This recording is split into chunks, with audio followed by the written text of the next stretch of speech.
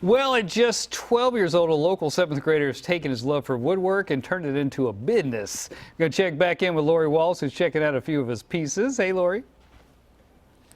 Hey there, good morning, you guys. I just had to pinch Ben to see if he's real because I wasn't sure. This was just spoken right here in the front of his house. He said, I don't like video games. I like to do yard work. What? And that's when I had to pinch him to make Disney sure. animatronics. To make sure. He's But real. he's real. He's 100% real. And Ben, you're holding up those small cans because you know the meme, guys, how it started versus how it's going.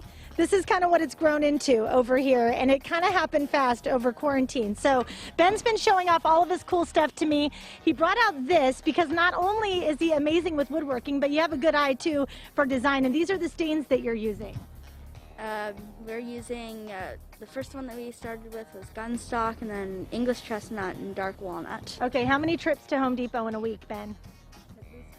At least one, sometimes two. Okay, so we've been saving the best for last because Ben started kind of small and things got big during quarantine. So the current project that he's been working on are the Blm Signs, and there's been so much interest in the neighborhood from this, Kirsten.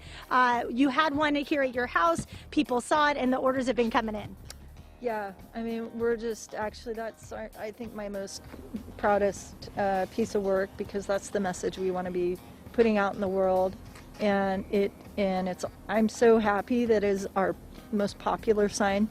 And once people see them out in the community, they ask where they got them, and they're directed towards us. And we just think it's a super important message right now that we want to be putting out in the world. Yeah, a lot of thought has gone into the message, and a lot of thought has gone into the design as well. I was showing Ben on the back side of these signs. Cord, I don't know if you have one of these welcome signs in your front yard, but I have one, and it just kind of leans against the house. It always falls over. But these have a really cool backing on them, Ben, and these are a lot of work to put together.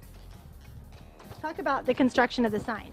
So what I did is I took a 47-degree angle, cut it with the miter saw, and then I'm sorry, what?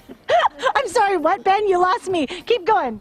So I took the miter saw and I cut an angle, and I glued it onto the back of the sign, and then I used my nail gun and the air compressor, and I put that on, connected it. It's a lot of work, and while this is the most popular right now in the neighborhood, your favorite sign is the most recent one that you've done, the No Hate sign. And then a neighbor owns a business, the Nudge Eco Store, and they asked Ben to make their sign for their store, and that's the finished product. So they dropped it back off so we could show it off this morning.